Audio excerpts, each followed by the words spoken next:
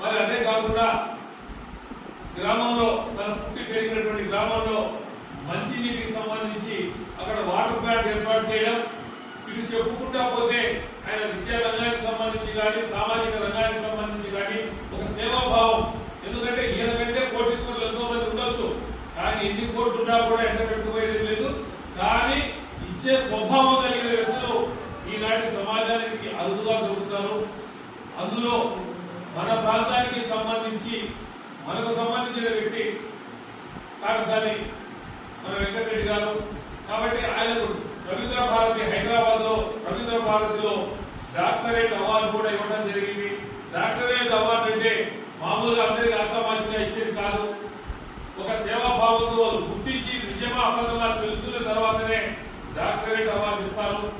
మరి అటువంటి అవార్డు పొందినటువంటి వెంకటరెడ్డి గారికి మనం ఎంత సన్మానం చేసినా కూడా అది చిన్నదే అవుతుంది.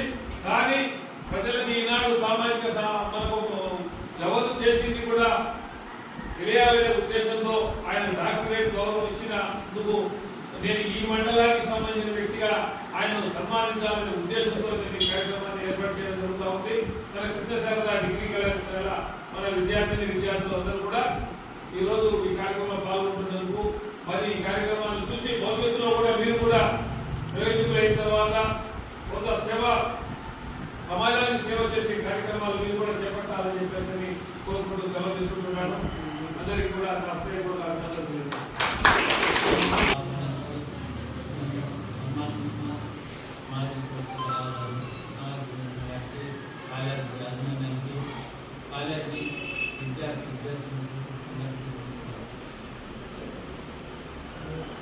నేను 10వ తరగతి చదువుతున్నప్పుడే శ్రీరామచంద్రు అనే ఒక ఊరికి దీపం లాంటి జ్యోతి లాంటిది వచ్చింది. అప్పట్లో నేను శ్రీరామచంద్రులో పాల్గొని 3 రోజులు కొత్త పద్ధతితో దేవుణ్ణి శ్రీరామ సేవ సమితి పేరుతో కొత్త పద్ధతితో ఊళ్ళో ఉన్న తర్వాత నాకు దైవభక్తి సేవా కార్యక్రమాలన్నీ నా విద్యార్థి దశ నుండి స్టార్ట్ అయింది.